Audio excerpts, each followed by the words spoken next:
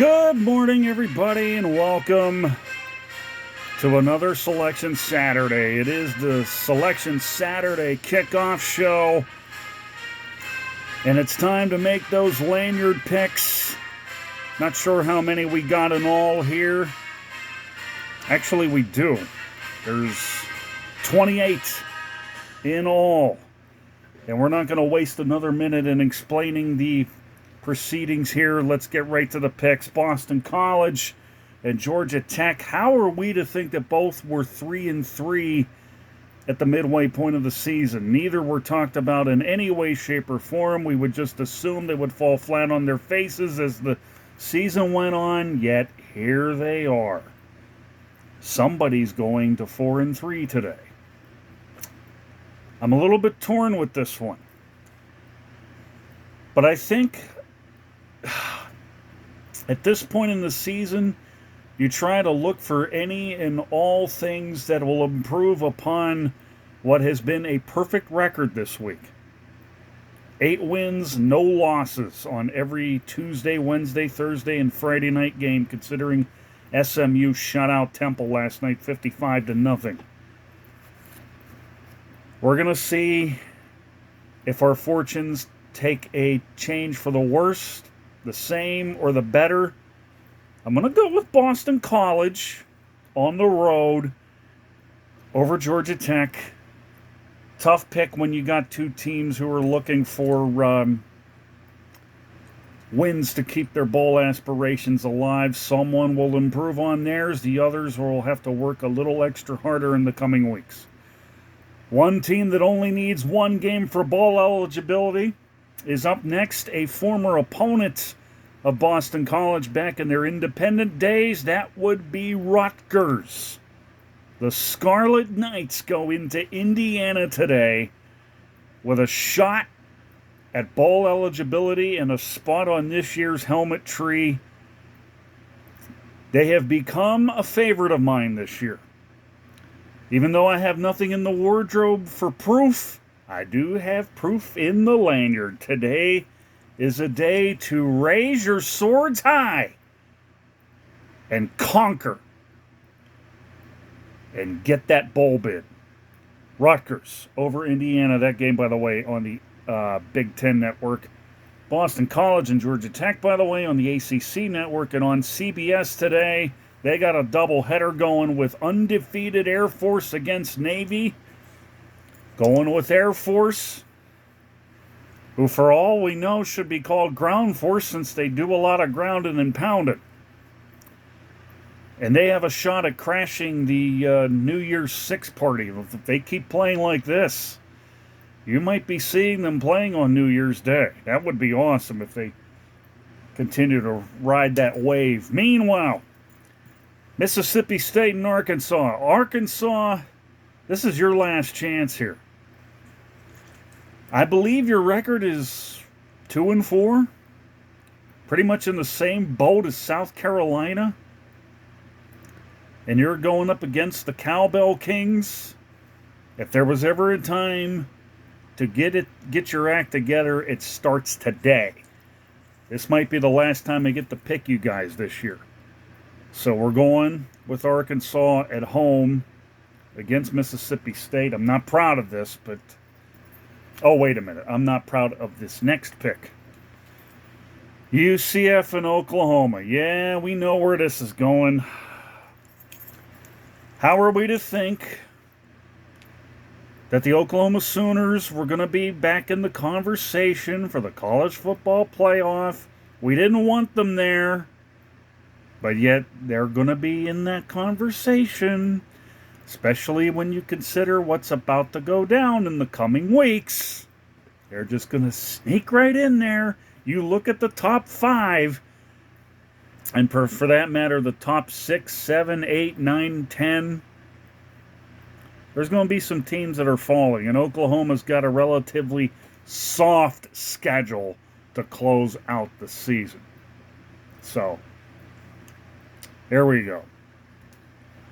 Meanwhile, Memphis and UAB. This is an easy one here. Going to take Memphis over UAB. UAB, I don't think will be bowling this year, and I think whenever the season's over, they should fire Trent Dilfer. I know he's only been there for 1 year, but the man's a cancer. Everywhere he's been, whether it's high school or college, hasn't worked out too well. Yeah, I know he was a quarterback of the Baltimore Ravens in Super Bowl 35, but that was 22 years ago. 22, 23 years ago. So that's it for Memphis and UAB. Pitt and Wake Forest. Okay. Pitt beat Louisville last week. Didn't see it coming. But here's the thing. Pitt's going to need some wins, and they're going to have to get them where they can get them. I don't, however, think the next 2 weeks are going to be the ones they'll get them at, considering they play Notre Dame and Florida State. So if there is a win to be had, this would be the day to do it. Go on the road to Wake Forest, who aren't exactly, let's just say they miss Sam Hartman. But even though they got a better record than Pitt's, something tells me that Pitt might have a little bit more of a hunger, a little bit more of an edge. Especially after coming off of a win against the Louisville Cardinals last week. So I am going to take Pitt on the road at Wake Forest. Homecoming in Morgantown. West Virginia hosting Oklahoma State. This is going to be interesting. This is going to be very, very interesting. Especially when you consider what Oklahoma State has done, I think, more so on defense. They lead the nation, I think, in sacks. I think that's the stat I saw this week. But do they lead the nation in heart? West Virginia's heart is still beating. And it's beating big. They're going to come in today in a bad mood on this homecoming day, getting away to the Fighting Holgersons of the Houston Cougars. Yeah, I'm sure they're still... Yeah, that was their Super Bowl. And Holgerson's holding the trophy. Oh, by the way, I wasn't going to do this. This wasn't even part of the show. It's like, okay, we have the trophy here. Okay? I'm holding it. Yeah, it might be a miniature one. But compared to that heavy one, I'd hold this in a heartbeat considering how heavy the real thing is. But yes, I have the trophy. And you can't have it. Anyway, with that being said, we're going to take West Virginia at home today. They have to win at home. They need 2 wins for a bowl bid. Yes, there are some teams I have really big rooting interests for. That's one of them. Another one can go either way here between Wisconsin and Illinois. It's Brett Bielema going up against the team he once coached at. Took to a couple of Rose Bowls with Wisconsin. Lost to TCU, lost to Oregon. And now Wisconsin... I'm a little bit puzzled. Last week they lost to Iowa, and the word that I've been getting is that, yeah, they're running the ball. Now we're starting to figure out, okay, what's your real identity here? We know what you were going to go in to start with, and everybody caught on to what you were doing, so now you're going to run the ball. This is a tough pick. I mean, it really is. It's a tough pick because Illinois came off of a win that I didn't expect them to win when they beat, who was it? Was it Purdue? It was somebody. I can't remember now. Maryland. No, they beat Maryland last week.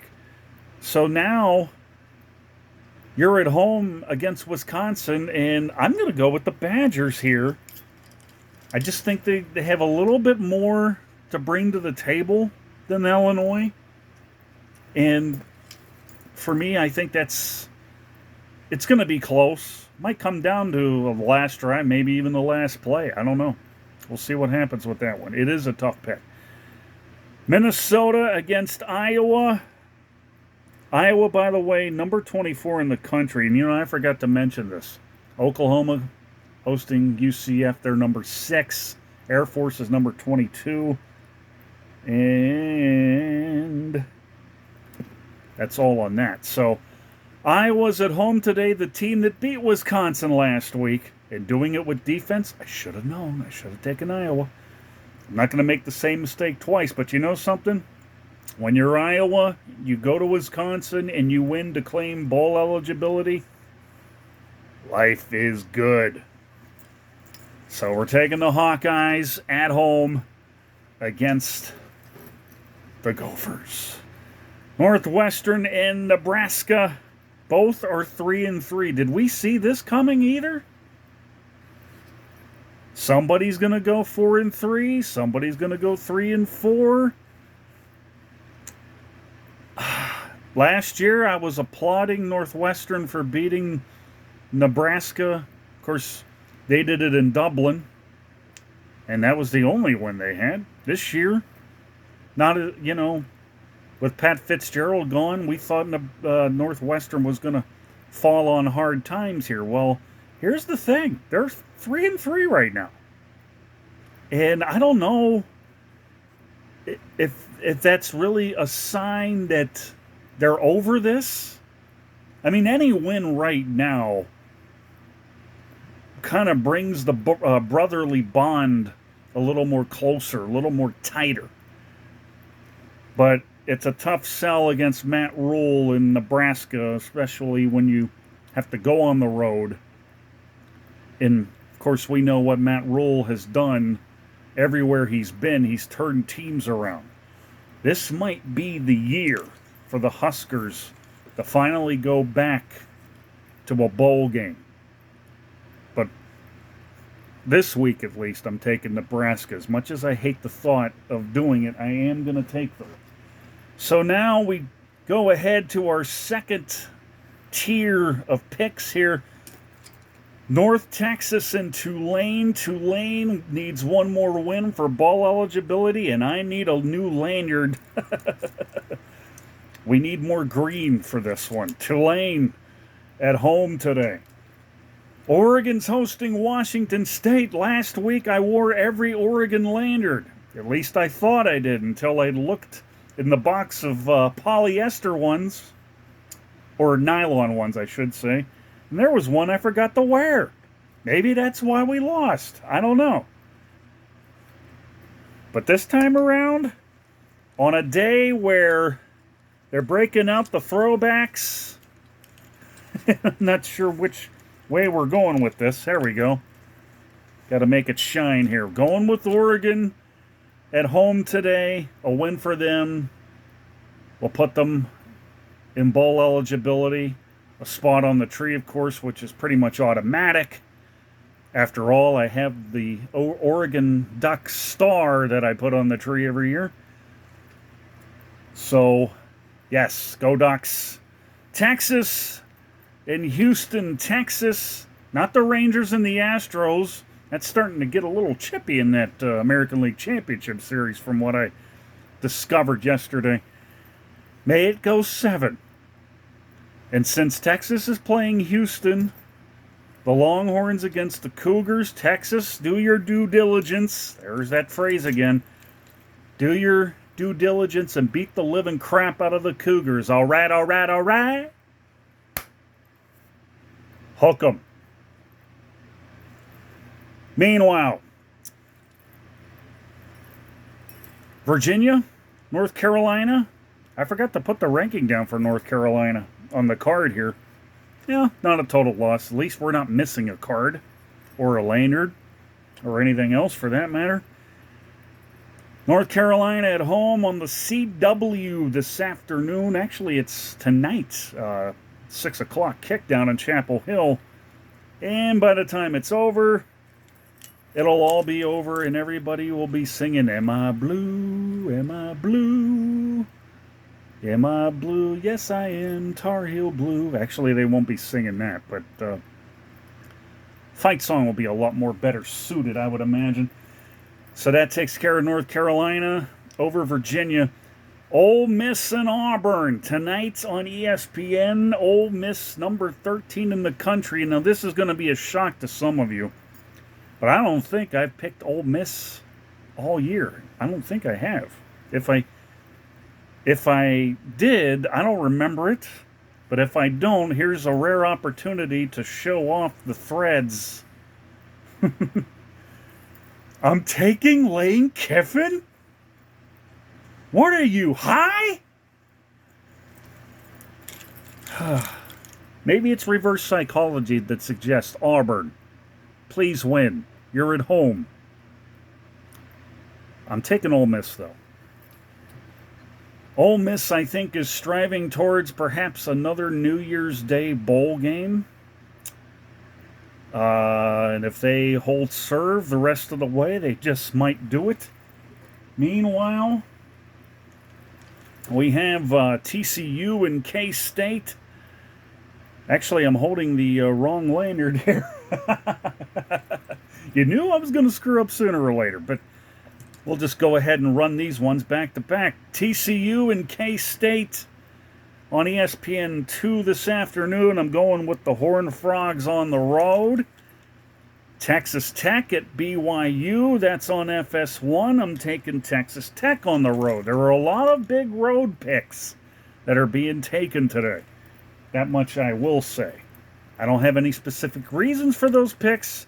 I'm just making it up as I'm, going along and flying by the seat of my pants, or shorts in this instance, which would be kind of dangerous.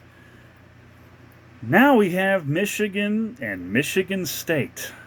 They may as well play this at the state prison. Bad enough Michigan State's been...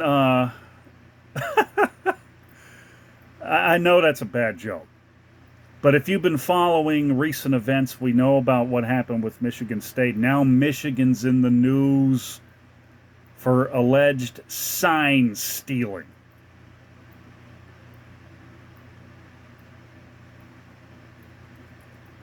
I'm going to take Michigan anyway because there's bigger fish to fry for them down the road. I mean, last year there was a fight after the game at the Big House in Michigan State. Won the battle, I suppose, more so inside the locker room area as opposed to the playing field. But I'll tell you this, if I was the security at Spartan Stadium tonight, you better beef it up. There's going to be a lot of verbal jabbing back and forth, and it ain't going to be pretty. It's not going to be pretty. I don't wish any harm for anyone, but given the events that's gone on with Michigan currently, which, as we know, is going to run its course. Heck, it's starting to run its course right now. I won't go into specifics because that's not why we're here. Of course, Michigan State, we won't revisit their issues, their problems. We've done enough of that, so we're done with it. Just play the game and hope everybody comes out of it without a cut, a bruise, or blood on themselves. It's not going to be pretty, but this is why you play the game on the field rather than through the media. Clemson at Miami. If there was a time for Clemson to do its due diligence, it starts tonight. You go to Miami, Mario Cristobal's old stomping ground. You take their candy and you go back home and pass it around to everybody, the coaches, the players, you name it. Clemson over Miami. which now brings us to Nevada and San Diego State on FS2. This might be the time for San Diego State to get on one of its runs here. And I'm having a little trouble here trying to figure out how to put this lanyard on, because these two-tone lanyards, I must say, are a bit of an annoyance. I'd rather have it like in one solid color. But, you know, it's supposed to show off all the team colors and so forth. And, you know, I get that. Anyway, taking San Diego State at home in that one. Meanwhile, UCLA is at Stanford. Arizona State is in Washington. And we'll just do this real quick. UCLA, which, by the way, is ranked 25 in the country. They should win that one without any problems. Although, we do know Stanford beat Colorado. Stanford did come back and beat the Buffaloes. So, this might be one you might not want to sleep on. If you're one of those that can't sleep, turn the game on and report back to me when you're done. Arizona State and Washington. Washington, number 5 in the country. I hate the thought of even putting a Washington lanyard on after last week. But anyway, they'll have no trouble with Arizona State tonight. Now, pardon me a moment. All of those lanyard selections are done. Now we get to the big ones. But before we even get to the big ones, we have to do an honorable mention big one pick. And I'll tell you why. Because these... I have 5 lanyards here. Come on now. Trying to tangle on me. We got a game tonight. Speaking of nocturnals, we have a game tonight. Number 1, it's the biggest FCS game of the season to date. Number 2, I thought that biggest game was last week when Montana State was supposed to play Idaho, and as it turned out, it was Montana. And I had made a pick of the alleged Montana State-Idaho game. And I came to the conclusion that while Idaho lost, and I picked them to lose, the team that I picked to win did not play, nor did it show up. So, came to the conclusion that it was no contest, it's not a win, nor is it a loss. It should be a loss, but it's a no-win, no-loss, and thus the game was scratched. And now, here it is.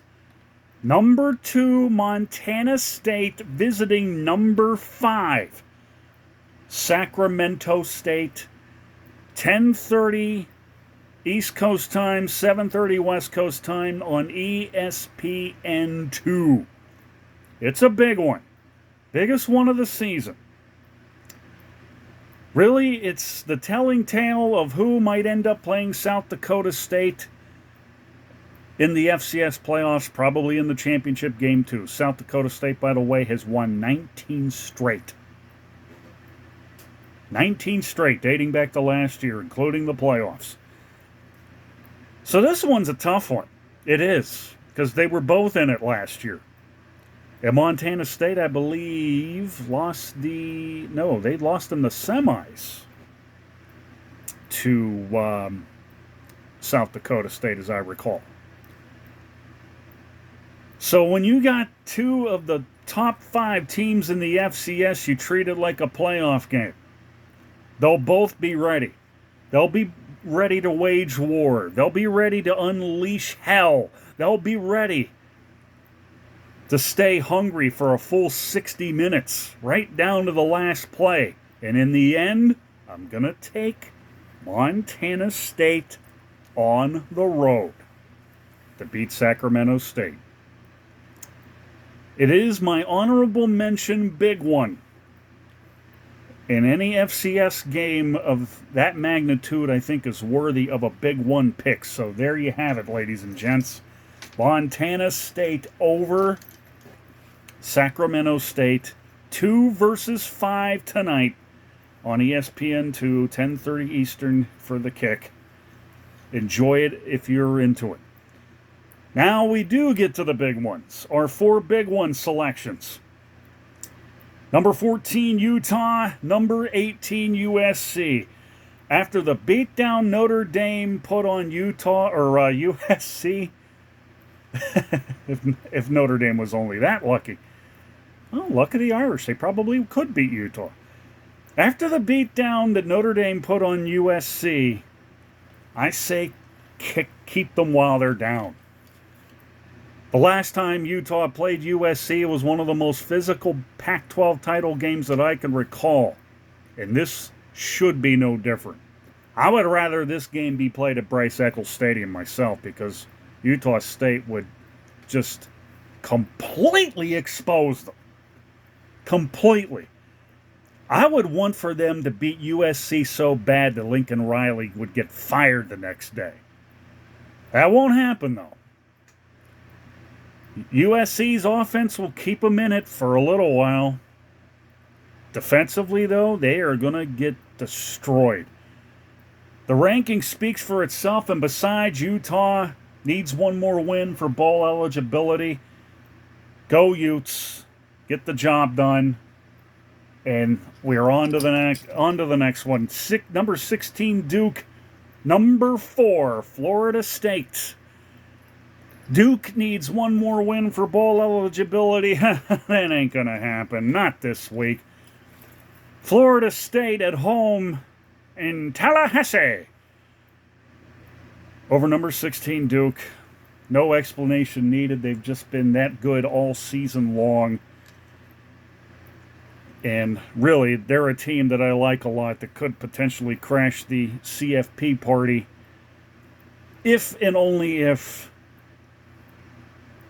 certain teams ahead of them fall, like Michigan, like Georgia, like Ohio State. Where are we going with this? I'll have a better idea coming up later. But right now, number 17, Tennessee, and number 11, Alabama. It's in Tuscaloosa this time. You guys remember the game last year. It was a great game. You know, very rarely when Alabama loses, I have to give props to the other team for, I don't know if it was so much clever game planning or the execution of the game planning. It worked then with Hendon Hooker and Jalen Hyatt, but it ain't going to work on this day. Roll, Tide, roll.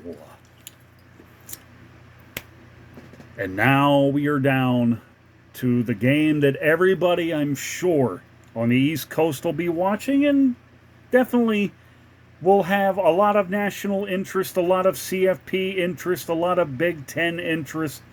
Penn State and Ohio State from the Horseshoe in Columbus. And I got to tell you something. I have had to wrestle with this pick like any Big One game.